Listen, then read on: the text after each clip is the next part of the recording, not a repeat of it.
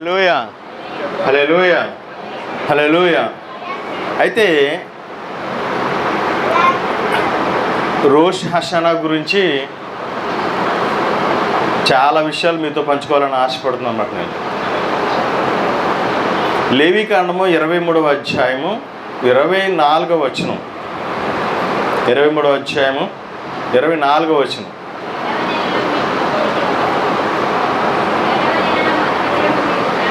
ఏడవ నెలలో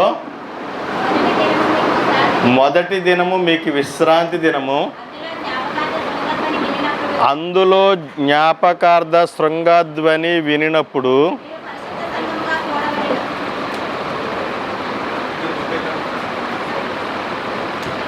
ఫ్యాన్ అయ్యి అవి తిప్పుకోవాలి. హల్లెలూయా హల్లెలూయా. జ్ఞాపకార్థ శృంగధ్వని వినినప్పుడు మీరు పరిశుద్ధ సంఘముగా కూడవలను. అందులో మీరు జీవనోపాధి అని ఏ పనియో చేయుట మాని హోమము చేయవలను. చాలండి. ఈరోజు ఏమన్నాడంటే డే ఆఫ్ రిమెంబరెన్స్ అంటే ఏంటంటే ఇది జ్ఞాపకార్థ శృంగధ్వని. జ్ఞాపకార్థం ఏంటి, శృంగధ్వని ఏంటి? నా ప్రశ్న అది. అంటే మనం చేసేసుకుంటూ ఉంటాం.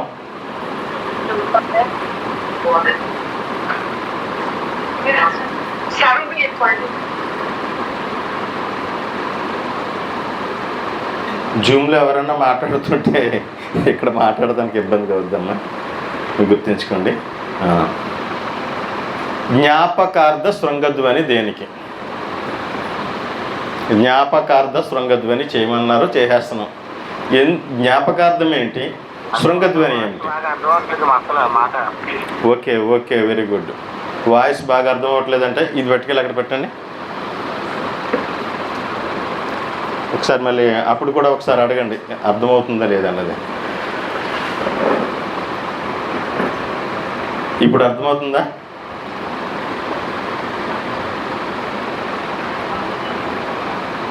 ఓకే, షలం షలం. రోష్ హషానా గురించి కొన్ని విషయాలు మనం మాట్లాడుకుందాం. అయితే జ్ఞాపకార్థ శృంగధ్వని, అసలు బోర ఎందుకు ఊదాలి? మొదటిది. రెండవది ఏంటంటే జ్ఞాపకార్థం ఏమిటి, దేని గురించి జ్ఞాపకార్థం ఇది, దేని గురించి జ్ఞాపకార్థం? ఏదైనా ఒకసారి ఓకే కొన్ని ఏదైనా జ్ఞాపకార్థమైన పండగ అని మనం అనుకుంటే దానికి వాళ్ళు ఏం చెప్పబడింది ఇక్కడ నన్ను అడిగితే తోరాలో బోర ఓదమని చెప్పబడింది అన్నమాట. సో ఈ బోర ఓదడం దేనికోసం? అయితే మనము ఇప్పుడు దేనికి బయలుదేరాము నన్ను అడిగితే మరి అసలు ఎటువంటి హింటూ లేదు, కానీ ఏమిటి ఏ హింటూ లేకోకుండా బయలుదేరింది. మనం ఏమైనా బయలుదేరామంటే దీనికి ఒక పేరు పెట్టారు. ఏమిటంటే ఇశ్రాయేలీయులు పెట్టిన పేరు ఏంటంటే రోష్ హషానా. దీని గురించి అందరూ సుమారు 100 సార్లు వివరించుంటారు. రోష్ అంటే హెడ్ అని, షానా అంటే సంవత్సరం అని, హా అంటే హషానా ద న్యూ ఇయర్ అని, head of the new year అని. ఇది మనందరికీ తెలిసిందేమాట. అయితే నిజంగా ఇది head of the new year అంటే ఇది సంవత్సరంలో మొదటిది అని, మొదటి దినం అని ఎక్కడైనా చెప్పబడిందా అని అడిగితే లేదు, మనకు కనబడేదంతా అదే. అయితే మరి సంవత్సరంలో మొదటి దినము ఏది? సంవత్సరంలో మొదటి దినం ఏది? సంవత్సరం ఇశ్రాయేలీలకు సంవత్సరంలో మొదటి దినం ఏది అని అడిగితే బైబిల్ చాలా స్పష్టంగా చెప్పింది. ఏమిటంటే ఇది ఈ నెలలలో మీకు ఇది మొదటి నెల అని చెప్పబడింది. ఎప్పుడు అని అడిగితే నిర్గమకాండము 12వ అధ్యాయములో మనం చాలా స్పష్టంగా చూస్తామట. నెలలలో ఇది మీకు మొదటిది అన్నమాట నిర్గమకాండంలో చెప్పబడింది అన్నమాట. అంటే ఒక విధంగా చెప్పాలంటే తోరా రాసిన మోషే రబ్బీను గారు దీన్ని ఒప్పుకున్నారు. ఏమిటి అని అడిగితే సంవత్సరం సంవత్సరాది లేదంటే నూతన సంవత్సరం, క్రొత్త సంవత్సరం అని చెప్పబడిన యొక్క దినము ఎప్పుడు అని అడిగితే ఎప్పుడండి? నీసాన మాసము 1వ తారీఖే నూతన సంవత్సరం. ఎంటైర్ బైబిల్ మీకు ఎక్కడికల్లా అక్కడ నేను చూపిస్తాను. మీరు ఎక్కడైనా చూపిస్తాను నేను. మీరు ఎక్కడైనా చూసుకోండి. అక్కడి నుంచి మీరు అక్కడ నుంచి మీరు బైబిల్కి మీరు అలా చదువుకుంటూ వెళ్తుంటే ఏమనుంటుందంటే, ఈవెన్ మీరు చూస్తే ఇక సొలొమోన్ గారు మందిరం కట్టించారు. సొలొమోన్ గారు మందిరం కట్టించినప్పుడు ఆయన అక్కడ ఏం రాయబడిందంటే, ఇశ్రాయేలీలు ఐగుప్తు దేశంలో నుంచి బయటకు వచ్చిన 480 సంవత్సరములు అని చెప్పి రెండవ నెలలో మందిరాన్ని కట్టించడం ప్రారంభించాడు అన్న సొలొమోన్ గారు. బాగా అర్థం చేసుకోండి, ఇశ్రాయేలీలు ఐగుప్తు దేశంలో నుంచి బయలుదేరి వచ్చినది మొదలుకొని 480 సంవత్సరాలు అయిన తర్వాత రెండవ నెలలో మందిరం కట్టను ఆరంభించినాను అనమాట. సొలొమోన్ గారి యొక్క లెక్క ఏమిటి అంటే, సంవత్సరాది కొత్త సంవత్సరం ఏదైనా ఉన్నదేనంటే సొలొమోన్ గారు చెప్తున్న మాటను బట్టి మీరు ఇది ఈ యొక్క దినవృత్తాంతాల్లో కనబడుతుంది ఈ యొక్క రిఫరెన్స్. అదేవిధంగా యొక్క రాజుల గ్రంథాల్లో కూడా కనబడుతుంది అన్నమాట. అయితే ఇక్కడ చెప్పబడిన ఈ హింటుని బట్టి కూడా మనకు అర్థమయ్యేది ఏమిటి అని నన్ను అడిగితే,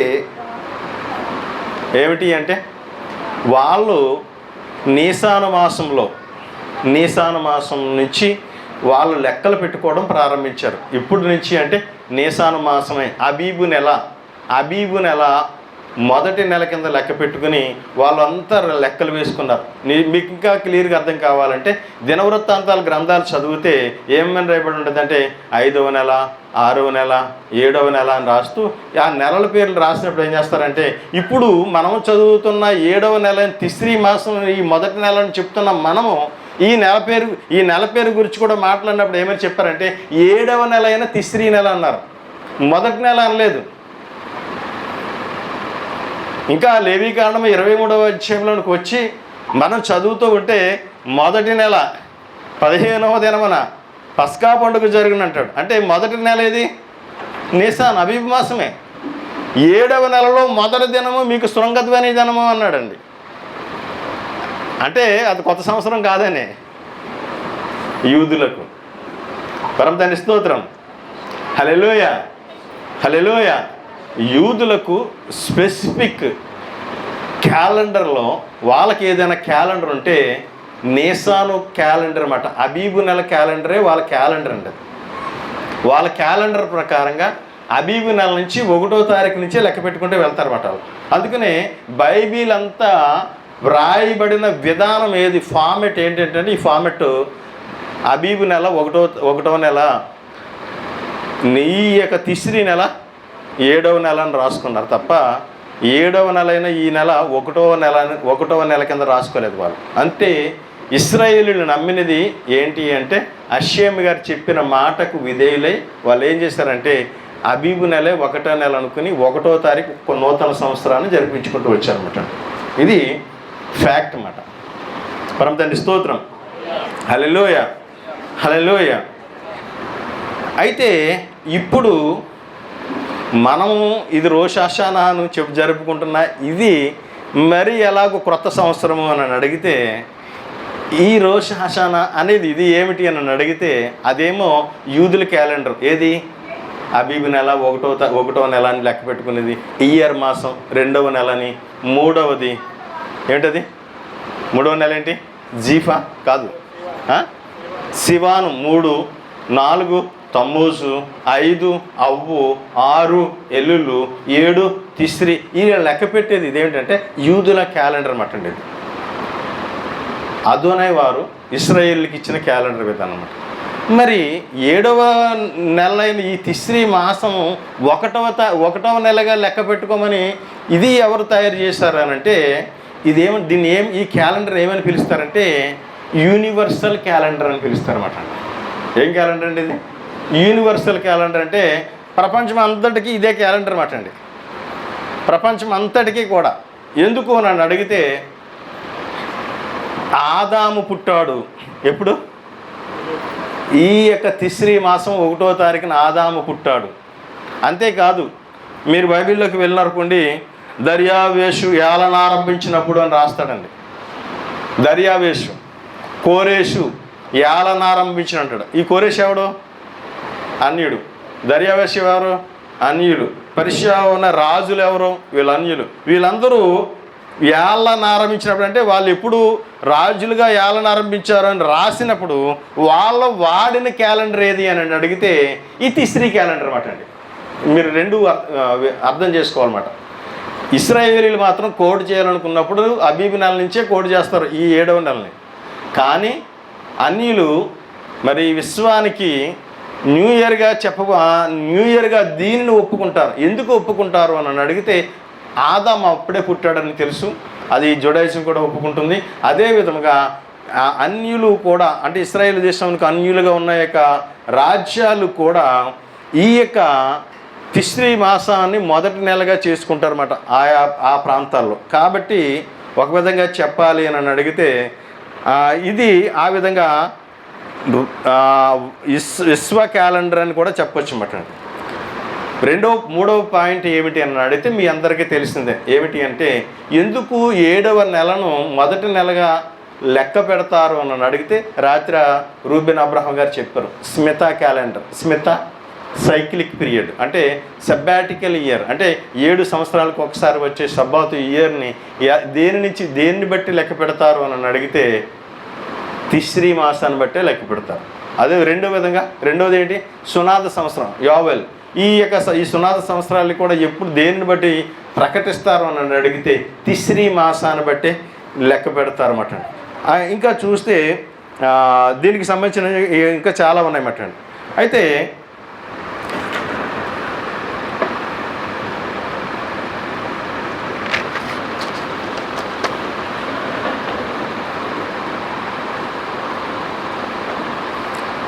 అయితే ఈ యొక్క జూయిష్ విధానం రాకముందు, అంటే పరమ తండ్రి గారు ఇశ్రాయేలులతో మరి ఇది అబీబు నెలను చెప్పకముందు కూడా ఇశ్రాయేలులు అనుసరించిన క్యాలెండర్ ఏది అని అడిగితే ఇదే క్యాలెండర్ అన్నమాట.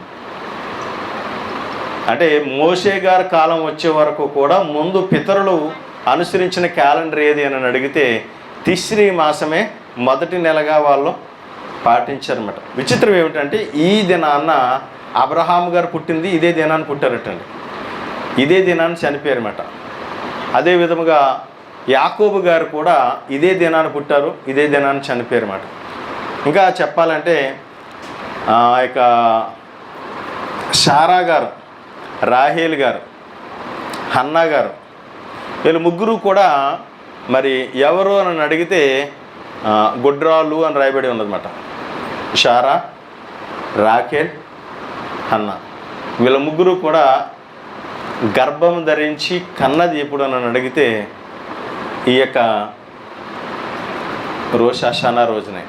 సో రోష్ హషానా రోజునే ఈ రోజును అందుకనే ఏం చెప్తారు అని అడిగితే ఇది ఫెర్టిలిటీ టైం అని పిలుస్తారన్నమాట. అది పిల్లలు పుట్టే కాలము అని చెప్తారన్నమాట. అందుకని దీనికి చాలా యొక్క హైప్ అయితే దీనికైతే చాలా హైప్ ఉన్నదన్నమాట.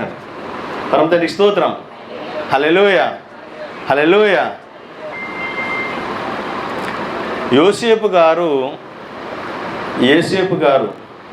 జైలులో ఉంచబడి జైలులో నుంచి బయటకు విడుదల చేయబడిన దినం ఏ దినము అని అడిగితే ఈ దినాన్నే యోసేపు గారు జైలులో నుంచి బయటకు వచ్చి ఐగుప్తు రాజు ఎదుట నిలబడ్డ రోజు కూడా ఏది అని అడిగితే ఇదే రోజు అన్నమాట. ఎందుకు? మరొక విషయం ఏమిటి అంటే నిజానికి ఐగుప్తులో కూడా ఈ దినాన రోష్ హషానా రోజున ఏం చేస్తారంటే ఖైదీలను విడుదల చేసే విధానం కూడా ఉన్నదంట. మరొక బ్రహ్మాండమైన విషయం ఏమిటి అని అడిగితే ఐగుప్తులో ఉన్న ఇశ్రాయేలీలు బానిసత్వాన్ని నిలిపివేసిన దినం ఏది అని అడిగితే ఇదే దినాన్న రోష్ హషానా రోజునే వారు బానిసల నుంచి విడిపించబడ్డారన్నమాట.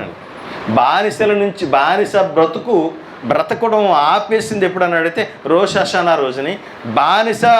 బానిసలుగా ఉన్న బ్రతుకు ఆపేసినా కానీ వారు ఐగుప్తులో నుంచి బయటకు వచ్చినది నీసాన్ మాసంలో వచ్చారన్నమాట. అందుకని తాల్ముద్ గ్రంథంలో దీని గురించి చాలా పెద్ద డిస్కషన్ జరిగిందన్నమాట. రోష్ హషానా 10b to 11a వరకు కూడా రబీ ఎలియేజర్ అనే ఆయన మరొక ఆయనతోటి మరింకొక ఆయనతో ఏంటంటే యెషూ అనే ఆయనతో, రబ్బీ యెషూవా అనే ఆయనతోటి చాలా పెద్ద డిస్కషన్ జరిగిందన్నమాట. ఆ డిస్కషన్లో ఏం చెప్తారు అని అడిగితే, ఈ యొక్క ఇశ్రాయేలీలు ఐగుప్తు దేశంలో బానిస బ్రతకడం మానేసి విడుదల పొందిన దినం ఏది అని అడిగితే రోష్ హషానా అన్నమాట. ఒకసారి ఆలోచించండి, ఎందుకు చెబుతున్నాను అని అడిగితే, మన జీవితాల్లో కూడా మార్పు అనేది జరగడానికి ఇది ఒక ముఖ్యమైన రోజు మాట. చాలా ముఖ్యమైన రోజు. ఎంత ముఖ్యమైనది చూడండి. అన్నగారు కానీ, రాఖేల్ గారు కానీ, మరి యొక్క షారా గారు కానీ వారి జీవితాల్లో వేయబడిన ఒక మచ్చను తొలగించిన దినమే ఈ దినం. అబ్రహాం గారు పుట్టింది ఈరోజే, యాకోబు గారికి పుట్టింది ఈరోజే. అంతకన్నా ముందు వాళ్ళ తాత ఆదాము గారు అవ్వ గారు ఈరోజే పుట్టారు. పరమ తండ్రి స్తోత్రం. హల్లెలూయా, హల్లెలూయా. పరమ తండ్రికి స్తోత్రం. హల్లెలూయా. అందుకనే తిష్రే అనే పదం చాలా పవర్ఫుల్ వర్డ్ అంటండి. ఇది చాలా పవర్ఫుల్. ఎందుకంటే తిష్రేలో టీ తీసేస్తే షరై అనే పదం ఏమిటి అర్థం ఏంటంటే ఫ్రీడమ్, స్వాతంత్రము అని అర్థం అన్నమాట. తిష్రేలో ఆ టీ పదాన్ని పక్కన పెడితే షరై అనే పదాన్ని తీస్తే ఫ్రీడమ్, స్వాతంత్రము వచ్చిన దినము అని చెప్పవచ్చు అన్నమాట. అందుకనే ఇశ్రాయేలీలు ఈ దినాన్ని వారి యొక్క బానిస బ్రతుకును ఆపేశారట. అయితే ప్రాబ్లం ఏమిటి అని అడిగితే, వాళ్ళు ఏమైపోయారు అని అడిగితే భయంకరమైన బానిస బ్రతుకులో వెళ్ళిపోయారు మాట. వాళ్ళు భయంకరమైన బానిస బ్రతుకు. ఎందుకు అంటే దీని గురించి మనం ఎప్పుడైనా ఒకసారి మాట్లాడుకుంటే మంచిదేమో అనిపిస్తుంది. ఎందుకంటే ఒక్క రకమైన బానిసత్వం కాదండి అది. ఒక్క రకమైన బానిసత్వం కాదు. దగ్గరగా 49 రకాల వాటికి బానిసలు అయిపోయారు అన్నమాట. 49 విషయాలకి బానిసలు అయిపోయారు.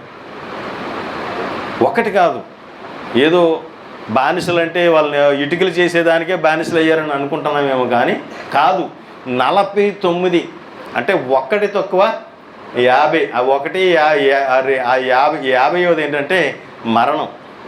50వ మరణం. అందుకని 50 గేట్స్ ఆఫ్ ది రిపెంటెన్స్. అంటే ఈ యొక్క మారు మనసు మనకి ఎన్ని యొక్క లెవెల్స్లో కావాలి అని అంటే 50 రకాల లెవెల్స్లో మన యొక్క మారు మనసు కావాలన్నమాట. అందుకని నిజానికి చెప్పాలి అంటే వాళ్ళు ఏం చెప్తున్నారు అంటే కంప్లీట్గా దే ఆర్ ఆల్మోస్ట్ డెడ్. అంటే ఇంచుమించు వాళ్ళు చచ్చిన వాళ్ళతో సమానం అంట. వాళ్ళు చచ్చిన వాళ్ళతో సమానం అట. అంత భయంకరమైన బానిసత్వంలో వాళ్ళు ఏమైపోయారంటే మునిగిపోయి ఉన్నారన్నమాట. అంత బానిసత్వ బ్రతుకుమాట. ఎందుకంటే నిజానికి ఎంత భయంకరమైన బానిసత్వ బ్రతుకు అని అడిగితే ఆల్మోస్ట్ అంటే 100లో 20% మాత్రమే రక్షింపబడగలిగారన్నమాట. ఎంత? 100లో 20%. 80% ఏమైపోయారు? ఆ మురికి గుంటలో నుంచి బయటికి రాలేకపోయారన్నమాట. వచ్చిన వాళ్ళే 20% అట. అందుకని ఆరిజల్ గారు ఏమంటారంటే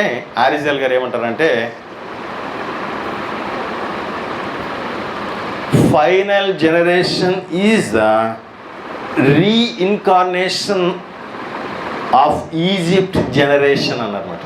ఇది మీకు అర్థం కాదు. ఈ మాట ఇంగ్లీష్ వచ్చినా కానీ అర్థం కాదు.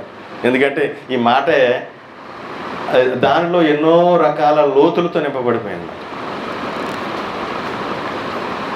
అంటే చివరిలో వచ్చే తరమటండి. ఈ చివరిలో వచ్చే తరమట ఎవరు అని అడిగితే, ఈ చివరిలో వచ్చిన తరం ఎవరు అని అడిగితే reincarnation of the Egypt generation. అంటే మనం ఉన్నాం కదా, ఈ తరంలో మనం ఉన్నాం కదా. మనం ఏమనుకుంటున్నామంటే ఇప్పుడే పుట్టామని అనుకుంటున్నామన్నమాట. వాళ్ళు ఏమంటున్నారంటే అరిజాల్ గారు, వీళ్ళు ఎవరో కాదు, ఇప్పుడు పుట్టిన ఈ తరంలో ఉన్న వాళ్ళు ఎవరో కాదు. ఎవరు వాళ్ళని అడిగితే ఐగుప్తు దేశంలో ఐగుప్తులో 49 రకాల వాటికి బానిసలై బ్రతుకుతూ చచ్చిపోవడానికి సిద్ధంగా ఉన్న ఇశ్రాయేలీలే ఈ చివరిలో కూడా ఏమవుతారంటే మరలా ఏమవుతారంటే రీఇన్కార్నేషన్ అయి మళ్ళీ ఏమవుతారంటే మరలా వస్తారు వీళ్ళు అన్నమాట. మీరు కంగారు పడకండి. అంటే అక్కడ చచ్చిపోయిన తర్వాత మళ్ళీ చివరి దినాల్లో మళ్ళీ పుట్టి మళ్ళీ వచ్చి మళ్ళీ వాళ్ళే ఇక్కడికి వచ్చారా అని అడిగితే ఇది చాలా లోతైన విషయం అట్టండి. ఎందుకంటే ఇప్పుడు ఏలియా గారు ఉన్నారు కదా, ఏలియా గారు ఉన్నారు కదా, మళ్ళీ వస్తాడా రాడా? వస్తాడా రాడా? ఎలా వస్తాడు చెప్పండి. ఆయన వస్తాడు అన్న మాట కరెక్ట్ అయితే ఇక్కడ అరిజాల్ గారు చెప్పిన మాట కూడా కరెక్టే. ఆయన రావడానికి మార్గం కాక ఉండగలిగితే ఈయన ఉద్దేశ ప్రకారంగా కూడా అప్పుడు ఈ 49 రకాల బానిసలకి బానిస అయిపోయిన వాళ్ళు మళ్ళీ చివరిలో మళ్ళీ వస్తారో మళ్ళీ వాళ్ళు ఏమవుతారో అని అడిగితే వాళ్ళు ఏమైపోతారో తెలుసా అండి? సేమ్ అదే బానిస బతుకుతారు వాళ్ళు. ఏ బానిస బతుకు? ఐగుప్తు లాంటి బానిస బతుకు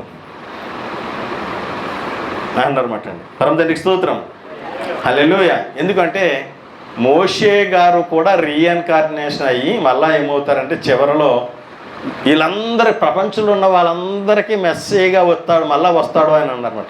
నిజానికి మనం అది ఒప్పుకుంటాం అన్నమాట. ఫస్ట్ రీడెమర్ ఎలా వస్తాడో చివరి రీడెమర్ కూడా అలాగే వస్తాడు. మొదటి విమోచకుడు ఎలా వస్తాడో చివరి విమోచకుడు వస్తాడని మనం దాన్ని అన్నీ ఒప్పుకుంటాం. కానీ కొన్ని విషయాలు మనకు అనుమానం వస్తుంటుంది మరి.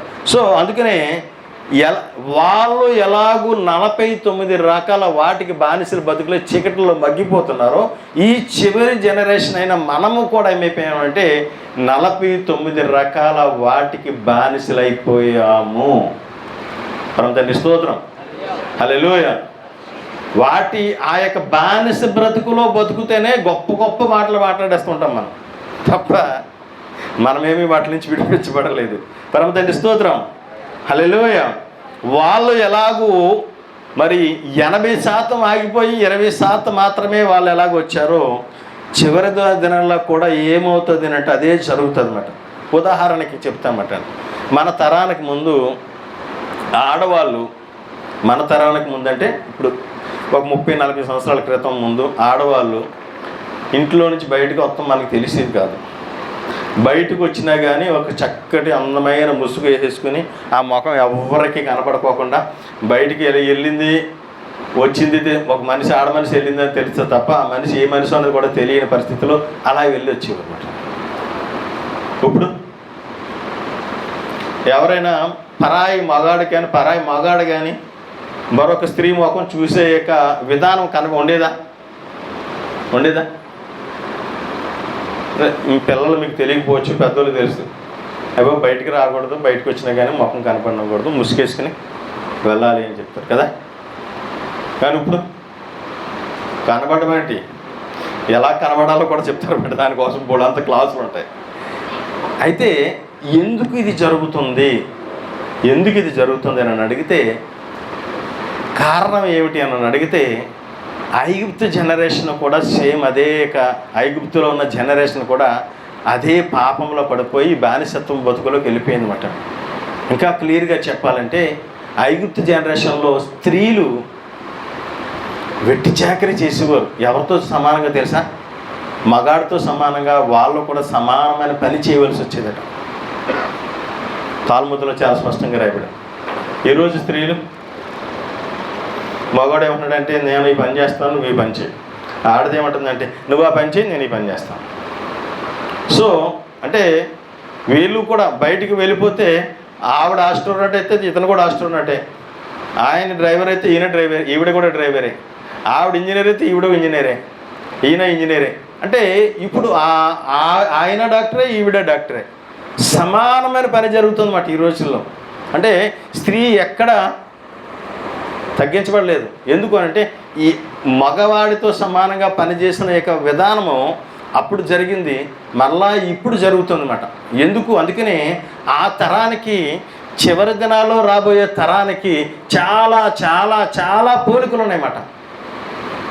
వాళ్ళు బానిసలుగా ఎవరికి బానిసలు అయిపోయారు అని నన్ను అడిగితే ఒకదానికి కాదులేండి, చాలా ఉన్నాయన్నమాట. మొదటగా మనకు అందరికీ పబ్లిక్గా కనబడే బానిసత్వం ఏమిటి అంటే ఫరో యొక్క రాజ్యం కింద బానిసలుగా ఉన్నారు. రెండవది ఆహారానికి బానిసలు అయిపోయారు. అందుకనే అంటారు, మేము ఐగుప్తులో ఉన్నప్పుడు మాంసాన్ని కొండలో దాచుకుని తినేవాళ్ళం. ఎందుకంటే తిండికి కూడా దోసలు అయ్యారన్నమాట. అక్కడ జరిగే మేళాలు అంటే మీకు తెలిసి ఉంటుంది కదా, సంబరాలు, వాటికి దోసలు అయిపోయారు. ఆ విగ్రహారాధనకు దోసలు అయిపోయారు. వాటిని పూజించే వాటికి దోసలు అయిపోయారు. వాటి యొక్క విధానాల్లో జరిగే వాటికి వీళ్ళు దోసలు అయిపోయారు. ఇలాగూ రకరకాల యొక్క బానిసలు అయిపోయారు అన్నమాట వాళ్ళు. అందుకనే వాళ్ళని బయటకు తీసుకురావడానికి 49 స్టెప్స్ దిగవలసి వచ్చిందట. పరమతండ్రికి స్తోత్రం. మనమేమైపోయాం మనం అడిగితే మనం కూడా బానిసలం అయిపోయాం కదండి. నిన్న మొన్న టీవీ చిన్న వీడియో చూసాను అనమాట. ఏమిటి అంటే ఎవరిదో సెల్లో, మొత్తానికి నిన్న ఎవరిదో సెల్లో నాకు దగ్గర ఉంటే స్టేటస్లో వచ్చిందన్నమాట. అది పిల్లోడు 7వ తరగతి చదువుతున్నాడు. ఆ కుర్రోడు 7వ తరగతి చదువుతున్నాడు. సీరియస్గా సెల్ తీసి చూస్తుంటే వాళ్ళ అమ్మ వచ్చి ఏం చేసిందంటే సెల్ల లాక్కుని పుస్తకాలు తీసి చదువు అని గట్టిగా తిట్టింది. ఆడు అలాగే కూర్చున్నాడు. వాళ్ళ అమ్మ సెల్ల వెళ్ళిపోయింది. ఆవిడ ఏం చేసిందంటే సీరియస్గానే ఆ సెల్ల తీసుకుని ఆవిడ చూసుకుంటుంది. వీడి దగ్గర లాగేసుకుని ఆవిడ చూసుకుంటుంది. నవ్వు కాదు, బాధాకరమైన విషయం అన్నమాట. ఆవిడ అలా చూస్తుంది, ఇలా చూసుకుంటూ అలా ఉందన్నమాట. 2 నిమిషాలు అలాగే కూర్చున్నాడు డబుల్ కట్ట మంచం మీద. వాళ్ళ అమ్మ ఏమో కింద కూర్చుంది. అయిపోయింది. 2 నిమిషాలు పోయిన తర్వాత ఆ పుస్తకం పక్కన పెట్టాడు. వాళ్ళ అమ్మ పక్క నుంచి అలా ఎదరికి వెళ్తే అక్కడ టీవీ ఉంది. టీవీ దగ్గర అలా నుంచున్నాడు. అలా మళ్ళీ వెనక్కి వచ్చాడు. ఆ మంచం మీద కూర్చున్న ప్లేస్ తనకి వచ్చి ఎదురుగుండా ఎదరికి వెళ్ళాడు. గోడ పక్కనే క్రికెట్ బ్యాట్ ఉంది. వాళ్ళ అమ్మ అలా చూస్తాను ఉంది. క్రికెట్ బ్యాట్ ఇచ్చుకుని 7వ తరగతి చదివే కుర్రాడు వాళ్ళ అమ్మ నెత్తి మీద కొట్టాడు. చచ్చిపోయింది. కొట్టిన వెంటనే తప్పని పడిపోయింది. అంతే. ఎక్కడ కొట్టాడంటే ఇక్కడ కొట్టాడు. ఎవరు బానిసలో మనకు తెలీదు, మనకు అర్థమవుతూ ఉంటుంది. తల్లా పిల్లోడా మనమా అంటే ఎవ్రీవన్. అటువంటి బానిసలు మనం ఎవ్రీవేర్. ఎక్కడే ఉంటాడు ఇక్కడ ఉండడం అంటే లేదు. మొత్తం అంతా మేము ఉండిపోయామట. మనం బానిసలుగానే బ్రతుకుతున్నాం. ఇప్పుడు ఎలక్ట్రానిక్స్ దేనికి బానిసలం అంటే ఎలక్ట్రానిక్ గ్యాడ్జెట్స్కి బానిసలం అయిపోయాము. ఈ లోకపు యొక్క ఆలోచనలకి, ఆశలకి, అందాలకి, సౌకర్యాలకి, సుఖాలకి, వీటన్నిటికీ మనం బానిసలం అయిపోయామట.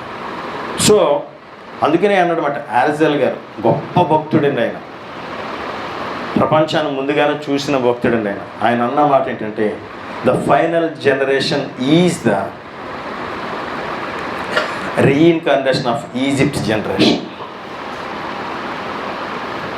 అంటే ఇప్పుడున్న ఈ యొక్క తరము ఎవరు నన్ను అడిగితే ఐగుప్తులో బానిసలుగా బతికిన తరమే ఇప్పుడు మరలా పుట్టబోతుంది, అదే పుడుతుంది అని చెప్పి. అంటే ఎందుకు ఆ మాట అనడానంటే అటువంటి యొక్క బానిస బ్రతుకు ఈ చివరి దినాల్లో మరలా రాబోతుంది అన్నమాట.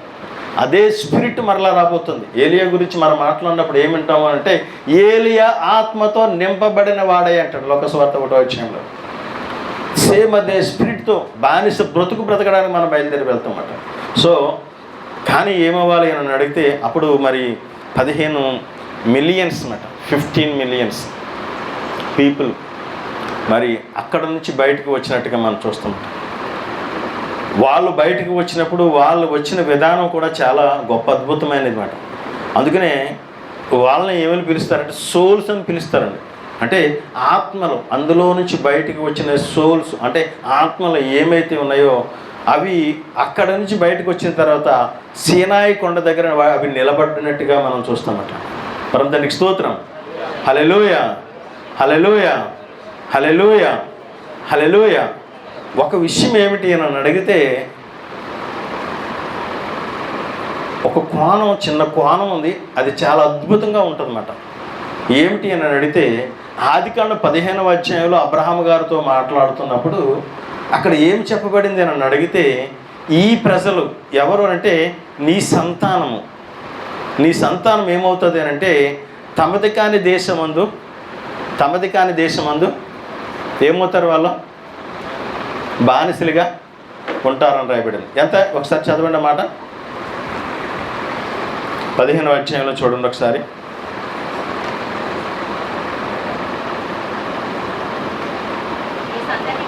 నీ సంతతి వారు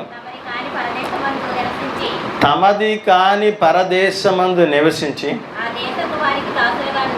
ఆ దేశపు వారికి దాసులుగా ఉందురు.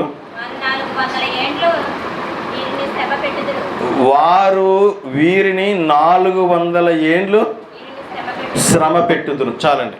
ఎన్ని వందల సంవత్సరాలు? 400 సంవత్సరాలట. నిజానికి ఇశ్రాయేలీలు ఐగుప్తు దేశంలో ఎంతకాలము బానిసలుగా ఉన్నారు? ఎవరు చెప్తారు? ఎంతకాలము బానిసలుగా ఉన్నారు? ఐగుప్తు దేశంలో ఇశ్రాయేలీలు ఎంతకాలము బానిసలుగా ఉన్నారు? 430 సంవత్సరాలు. ప్రశాంత్ కుమార్ గారి పాట. ఎంతకాలం ఉన్నారు? ఎన్ని? 210 సంవత్సరాలు. సాగర్ గారి పాట. బారుకేషన్. ఇశ్రాయేలీలు ఐగుప్తు దేశంలో 210 సంవత్సరాలు బానిసలుగా ఉన్నారు. ప్రవచనం ఏమిటి? 400 సంవత్సరాలు.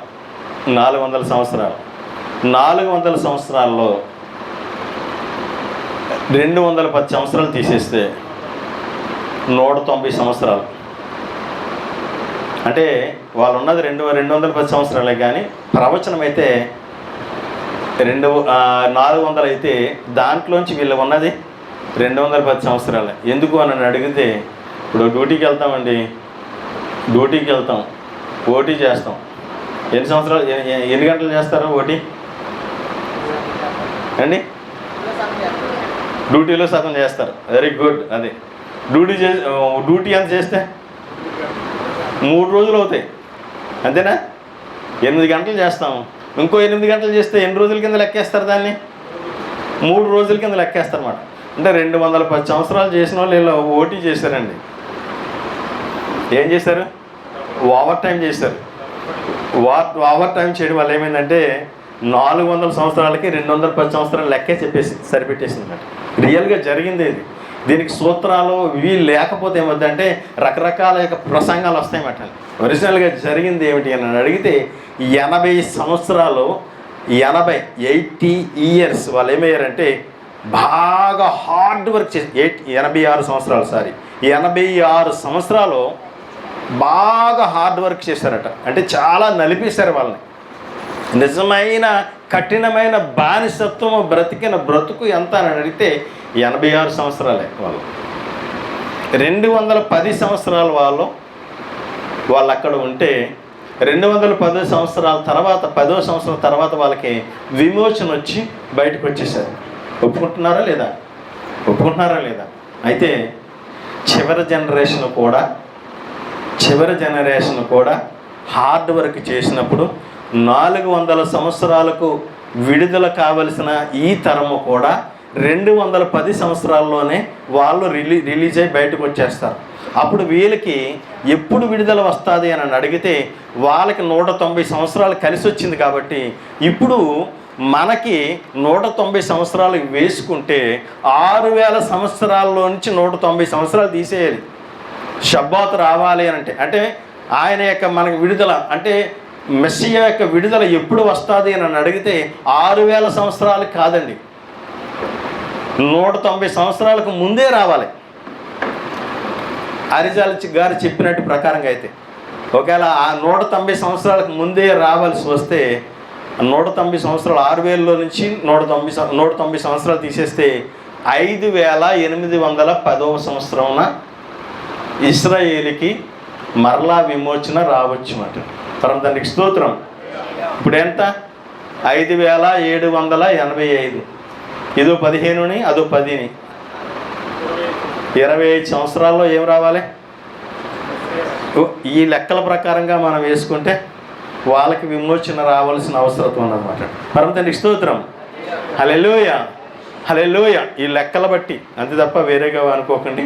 వాళ్ళకి ఏ విధంగా ఈ యొక్క లెక్కలు అనేవి అందులో మనకు కనబడుతున్నాయన్నమాట. రబీ ఎలీయెజర్ గారు ఏమని అన్నారంటే, నీసాను మాసంలో మరి నిజానికి విమోచన ఎప్పుడు వస్తుంది అని అడిగితే, మొదటిసారి నీసాను మాసంలో విమోచన వచ్చింది ఇశ్రాయేలుకి. రెండవసారి ఎప్పుడు వస్తుంది అని అడిగితే తిస్రీ మాసంలో విమోచన వస్తుంది అని ఒక డిస్కషన్ జరిగింది. ఇందాక నేను మీతో చెప్పినట్టుగా దాని గురించి ఇద్దరికి చాలా ఇద్దరు వాదోపవాదాలు మాట్లాడుకుంటూ వచ్చారన్నమాట.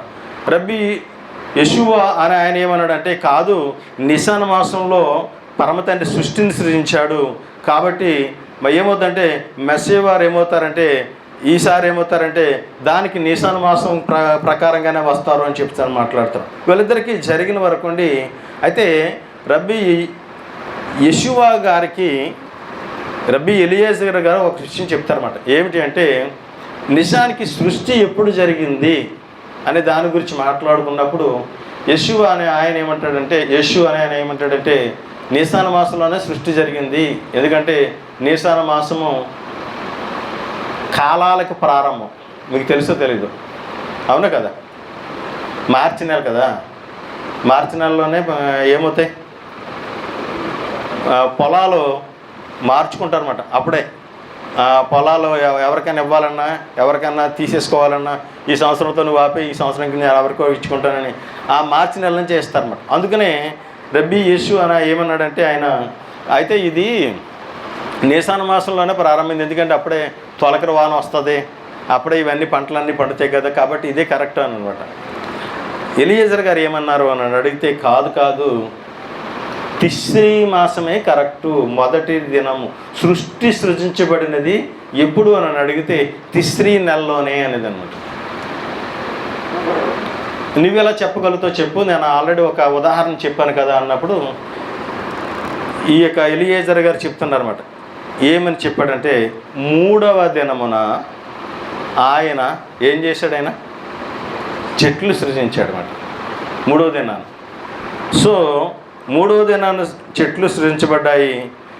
చెట్లు ముందుకు మరి మనం అక్కడ చూసినప్పుడు ఏం కనబడుతున్నాయంటే, ఆ చెట్లు ఫలించి మరి యొక్క చక్కటి యొక్క ఫలాలతో నింపబడ్డాయి కదా. సో ఈ యొక్క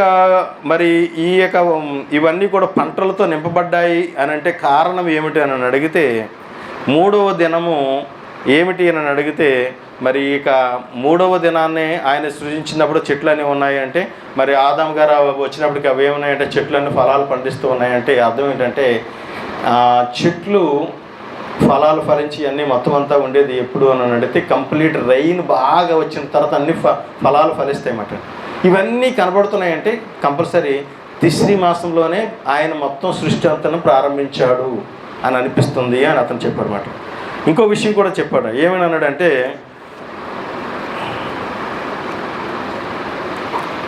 మనము ఆ యొక్క సృష్టిలో చూసినప్పుడు వర్షం కూడా ఫుల్గా పడి మొత్తం అవన్నీ పచ్చగా ఉన్నాయి అని మనకు చూస్తున్నాం కదా. దానిని బట్టి కూడా మనం అర్థం చేసుకోవచ్చు ఈ సృష్టి తిస్రీలోనే ప్రారంభమైంది అని చెప్పని ఆయన మాట్లాడడం జరిగిందన్నమాట. సో అయితే ఈ యొక్క ఒరిజినల్గా చూస్తే చెట్లు అషేవారటను సృష్టిని సృజించినప్పుడు ఆయన ఎలా సృజించాడు అని అడిగితే పర్ఫెక్ట్ స్టేజ్లో సృజించాడంటండి ఆయన.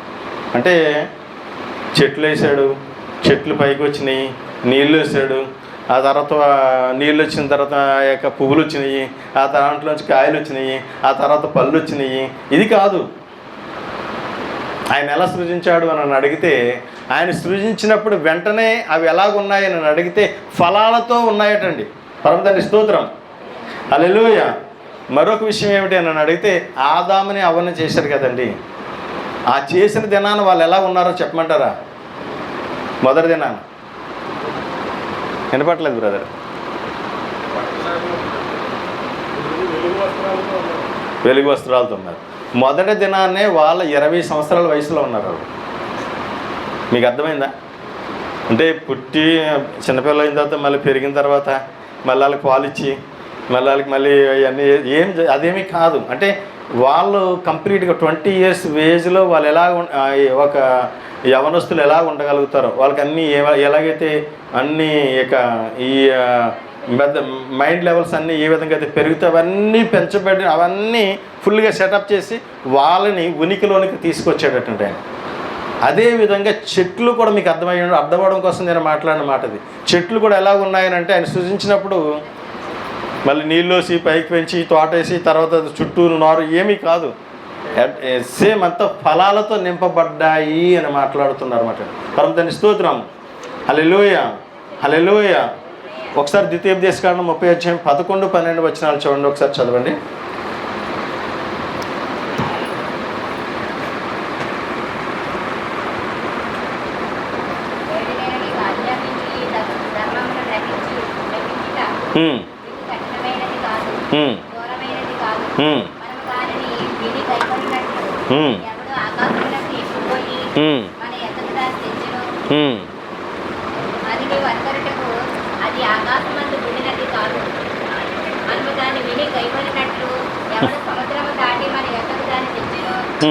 చాలు చాలు చాలు. అంటే ఏమిటి అని అడిగితే ఇవన్నీ కూడా ఏమై ఉన్నాయని అడిగితే అశ్యం వారు మనకు అవన్నిటిని ఎలాగ ఉంచాలనుకున్నాడంటే ఆకాశంలో పెట్టాలనుకోలేదంటే అర్థం ఏంటంటే ప్రతిదాన్ని కూడా ఏం చేశాడంటే ఆయన మనకు దగ్గరగానే ఉంచాడు, దగ్గరగానే నడిపించాడు. అందుకనే సృష్టిని కాక మనం చూసినప్పుడు ప్రతిదీ కూడా ఒక సింబాలిక్గా ఉంటుంది. ఆ సింబాలిక్ని కోడ్ చేయగలిగితే దాన్ని అర్థం చేసుకోగలిగితే మనకు అవన్నీ తెలుస్తూ ఉంటాయన్నమాట. ఉదాహరణకి మనం గమనించినప్పుడు ఇశ్రాయేల్లో కాలాలు ఎన్ని కాలాలు అని అడిగితే ఎన్ని కాలాలు తెలుసండి? 6 కాలాలు. ఈ 6 కాలాల్లో దేని నుంచి తీశారు అని అంటే ఆదికాండం 8వ అధ్యాయం 22వ వచనం చదివితే 8వ అధ్యాయం 22వ వచనం తెలుగులో చదివితే మనకు తెలుగులో ఉంటుంది, కానీ హిబ్రూలో చదివినప్పుడు అక్కడ రాయబడిన మరి ఇక 6 మాటలను బట్టి 6 సీజన్స్ వచ్చినాయన్నమాట. ఆ 6 మాటలే 6 సీజన్స్గా తయారు చేయబడ్డాయటండి. అందులో లాస్ట్ది ఏమిటి అని అడిగితే కైట్స్. ఆ కైట్స్ అనే ఆ యొక్క లాస్ట్ మాట నుంచే ఈ యొక్క చివరి సీజన్ అన్నమాట. ఏమిటి అని అడిగితే ఇది ఏంటిది? లాస్ట్ సీజన్ అన్నమాట ఇది. అందుకనే ఫాల్ ఫెస్టివల్ అని పిలుస్తాం అన్నమాట. ఈ పర్ణశాల పండుగ మనం ఏం పిలుస్తాం? ఫాల్ ఫెస్టివల్ అంటే చివరి కాలంలో జరిగే ఫెస్టివల్. కైట్స్ అంటే ఎండ్ అని అర్థం అన్నమాట. ఈ చివరి యొక్క కాలం దీన్నే అని చెప్తుంటారు అన్నమాట. అందుకనే మళ్ళీ ఈ తిష్రీకి వచ్చిన వరకు ఏమవుతుందంటే బిగినింగ్గా మార్చబడుతుంది అన్నమాట. పరమతండ్రి స్తోత్రం. అందుకనే బిగినింగ్ అంటే బెరెషిత్ అనే మాట మీద తికినే జోహార్ అనే ఒక గ్రంథం ఉన్నదన్నమాట. బెరెషిత్ అనే మాట మీద అంటే బెరెషిత్ బరా ఎలోహిం అనే మాట మీద తికినే జోహార్ అనే ఒక గ్రంథం ఉంది. అందులో ఈ ఒక్క బెరెషిత్ అనే మాట మీద 70 ప్రసంగాలు ఉన్నాయంటండి. ఎన్ని అంటే 70 చాప్టర్స్ ఉన్నాయటండి. ఒక్కొక్క చాప్టర్ ఒక్కొక్క లెవెల్ని తెలియజేస్తుందటండి. చాలా అమోఘమైనది అన్నమాట. దీని గురించి అదే అంటే ఏమిటి అని అడిగితే అంత లోతుగా ఉంచబడ్డాయి ఇవన్నీ కూడా. అందుకని తిష్రే అనేది దేనికి సంబంధించిన పదము అని అడిగితే ఒరిజినల్ కానీ తిష్రే బెరెషిత్ అంటే తిష్రే బెరెషిత్ రెండు దగ్గరగా ఉంటాయి అన్నమాట. ఈక్వల్గా ఉంటాయి, సమాంతరంగా ఉంటాయి, ఒకదానితో ఒకటి ఉన్నట్టుగా ఉంటాయి అన్నమాట. బెరెషిత్ తిష్రే అంటే రెండు దగ్గరగా ఉంటాయి అన్నమాట. ఆదికాండం 1వ అధ్యాయం 1-2 వచనాలు చూస్తే మనకు అక్కడ రాయబడిన మాట ఏమిటంటే చదవండి ఒకసారి.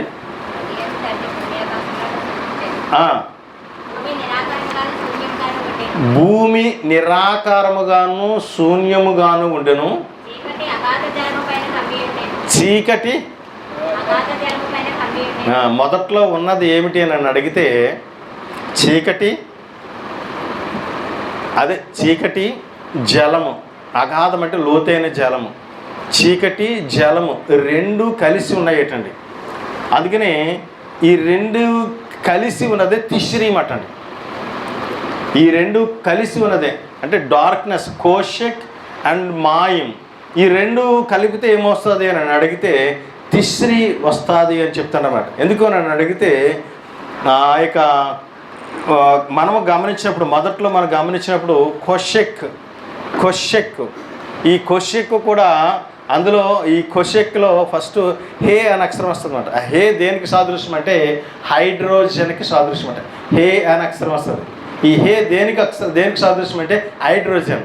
ఈ హైడ్రోజన్ దేనితో కలిసింది అని అడిగితే ఆక్సిజన్తో కలిసినప్పుడు మొదటగా ఫామ్ అయింది ఏమిటని అడిగితే వాటర్ అన్నమాట. కొషెక్ అంటే హేలోని హైడ్రోజన్ ఉంటుంది అన్నమాట. అది చీకటిని తయారు చేస్తుంది, అది చీకటే ఉంటుంది. దానికి ఆక్సిజన్ ఎప్పుడైతే కలిసిందో ఏమవుతుంది అని అడిగితే వాటర్ వస్తుంది. అదే ఫస్ట్ డే జరిగింది. అందుకనే చూసినప్పుడు ఇదంతా కూడా మనకి ఒక విచిత్రంగా అనిపిస్తూ ఉంటుంది అన్నమాట. పరమతండ్రికి స్తోత్రం. హల్లెలూయా, హల్లెలూయా, హల్లెలూయా, హల్లెలూయా. మీ దగ్గర ఎవరి దగ్గరైనా హిబ్రూ బైబిల్ ఉందా? ఈవెన్ మొబైల్లో అయినా పర్వాలేదు. మొబైల్లో అయినా ఎవరి దగ్గరైనా హిబ్రూ బైబిల్ ఉందా? సాగర్ గారి దగ్గర ఉందంట.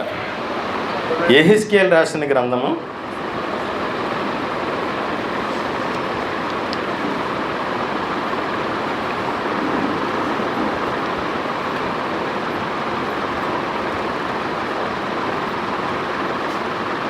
40వ అధ్యాయము 1వ వచనం.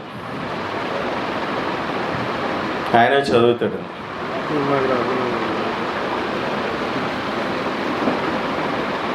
ఎవరన్నా చదువుతారా? నేను చదవకూడదండి అంటున్నాడు ఆయన.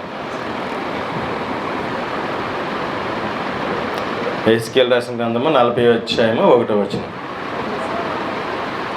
సుప్రియ చదువుతుంది.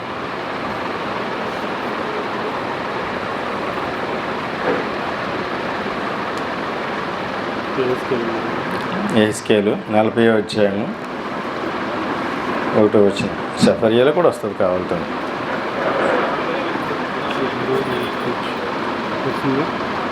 40 అమ్రామ్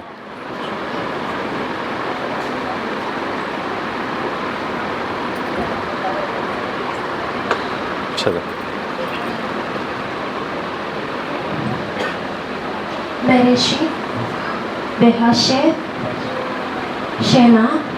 బెరెషిత్ ఇది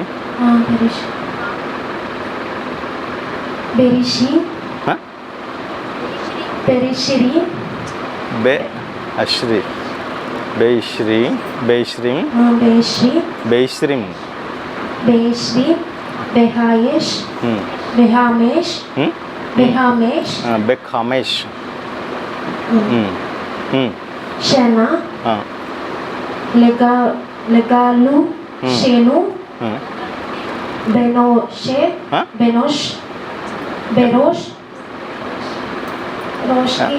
బెరోష్ హషనా.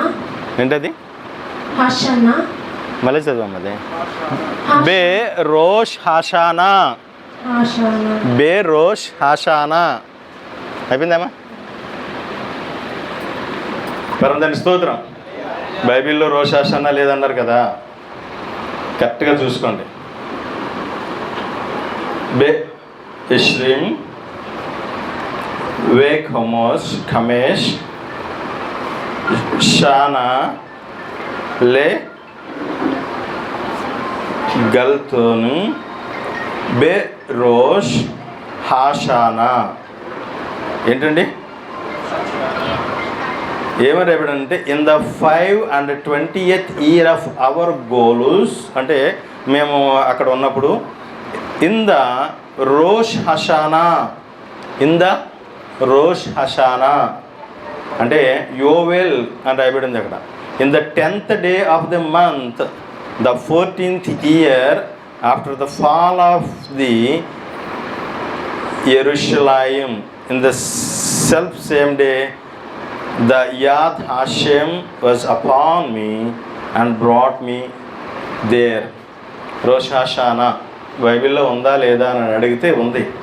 ఈ రోష్ హాషానా రోజున ఏమని రాయబడింది చదవండి, ఇప్పుడు తెలుగులో చదవండి, మీకు అర్థమవుతుంది. మనం చెరలోనికి వచ్చిన 25వ సంవత్సరం మొదటి నెల. అది మొదటి నెల అన్న మాటను ఏమని రాశారు ఇక్కడ అని అడిగితే రోష్ హాషానా అని రాయబడింది. మొదటి నెల 10వ దినమున. అంటే రోష్ హాషానా అనే నెలలో 10వ దినం అంటే ఏమిటి? యోమ్ కిప్పూర్. యోమ్ కిప్పూర్ దినం రోజున అనగా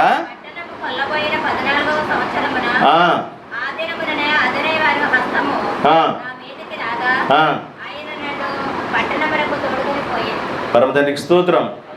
హల్లెలూయ హల్లెలూయ. రోష్ హాషానా అనే పదం రోష్ హాషానా గురించి పరిశుద్ధ గ్రంథంలో రాయబడిందండి. అయితే అది మర్మంగా అది అలా కనబడట్లేదు ఎవరికి అంటే మనకి, వాళ్ళకి తెలిసే విషయం రోష్ హాషానా మాట బైబిల్లో ఉందని. ఇది ఇక అంటే యూదులు అని చెప్పుకుంటూ యూదులు కాని వాళ్ళు ఏమవుతుందంటే ఇవన్నీ కూడా వారికి అర్థం కావాలి. అయితే రోష్ హాషానా గురించి చాలా విషయాలు ఉన్నాయండి. ఇప్పుడు గంట అయిపోయింది ఆల్రెడీ. అయితే ఇంకా ఎక్కడ మనం దాన్ని చూడొచ్చు అని అడిగితే రోష్ హాషానా గురించి 81వ కీర్తనలో ఒకసారి వెళ్ళి చూడండి. 81వ కీర్తనలోకి వెళ్ళి చూస్తే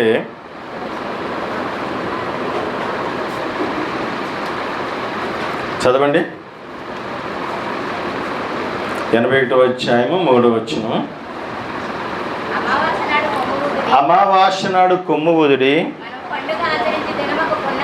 మనము పండుగ ఆచరించి పున్నము నాడు కొమ్ము ఊదుడి, అది ఇశ్రాయేలీలకు కట్టడా. చాలండి. నిజానికి 81వ అధ్యాయం 3వ వచనంలో చెప్తున్నది ఏంటంటే అక్కడ ఏమని రాయబడినాడంటే ఆ 3వ వచనంలో ఏమైనా టిక్కు బెస్ సోఫార్ అని రాయబడింది అనమాట. You should blow the so far అనమాట. ఎప్పుడు నన్ను అడిగితే ఈ రోష్ హాషానా రోజునే ఆ యొక్క ఈ దినాన ఏమో జరుగుతుందంటే సోఫార్ ఊదబడుతుంది. దేని గురించి మాట్లాడుతున్నాడు అని అంటే రోష్ హాషానా గురించి మాట్లాడుతున్నాడు అనమాట. ఇంకా ఏమని చెప్పాడు అని అడిగితే 4వ వచనంలో ఏమన్నాడంటే అది ఇశ్రాయేలీ యొక్క కట్టడ అని రాయబడింది. కానీ మీరు హిబ్రూ బైబిల్లోకి వెళ్తే మిష్పత్తిం అనే పదం రాయబడింది అక్కడ. హిబ్రూ బైబిల్లో చూస్తే మిష్పత్తిం అంటే జడ్జిమెంట్స్. అది ఇశ్రాయేలీలకు తీర్పులు అని రాయబడింది అన్నమాట. ఎప్పుడు తీర్పులు వస్తాయి ఇశ్రాయేలీలకి? రోష్ హాషానా రోజునే ఈ తీర్పులు వస్తాయి. అందుకనే దీనిని అంటే దేని గురించి మాట్లాడుతున్నాడు అని అంటే ఈ యొక్క మిష్పత్తిం అంటే దీని గురించే మాట్లాడుతున్నాడు. అందుకనే blow the shofar at Rosh Chodesh at the full moon ఆన్ హగిగేను. అంటే 4వ వచనం అంటాడు for this was a chok of Israel and mishpat of the Eloha Yaakov. అంటే ఎలోహా యాకోబు ఏమైందంటే మిష్పత్ అనే పదం దేనికి సాదృశ్యం అంటే ఆయన మరి యొక్క తీర్పులు వెలువడించే, ఇది ఇశ్రాయేలు యొక్క తీర్పుల దినము. ఏ దినము? రోష్ హాషానా దినము. తర్వాత మళ్ళా నెక్స్ట్ వచ్చినానికి మనం గాక వస్తే నెక్స్ట్ చూడండి 17వ వచనంలో చూడండి. 17వ వచనం 81:17.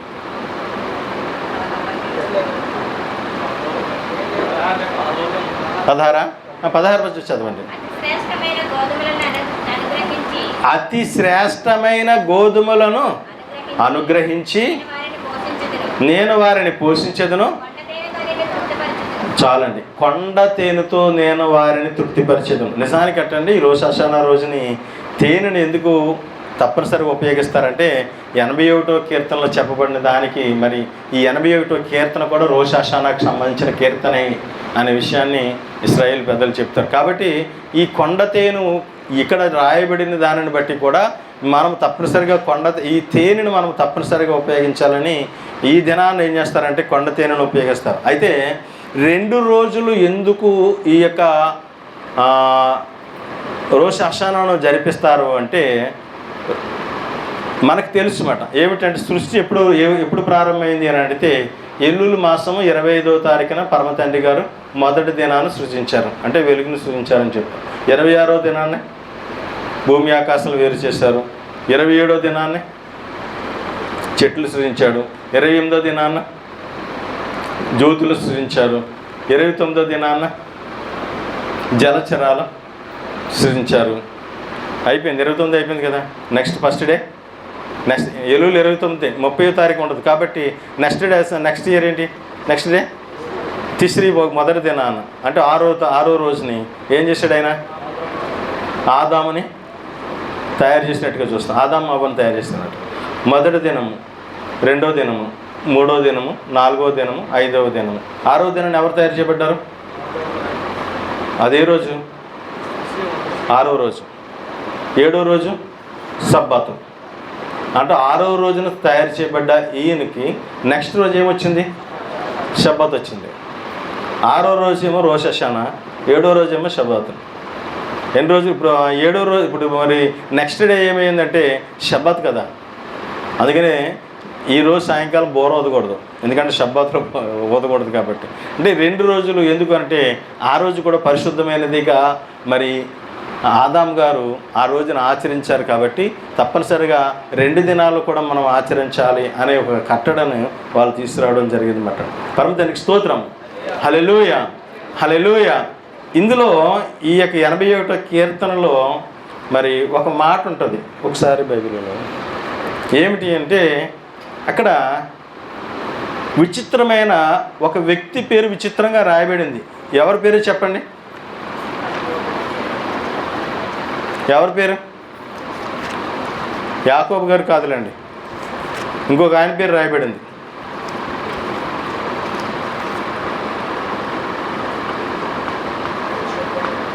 ఎవరు?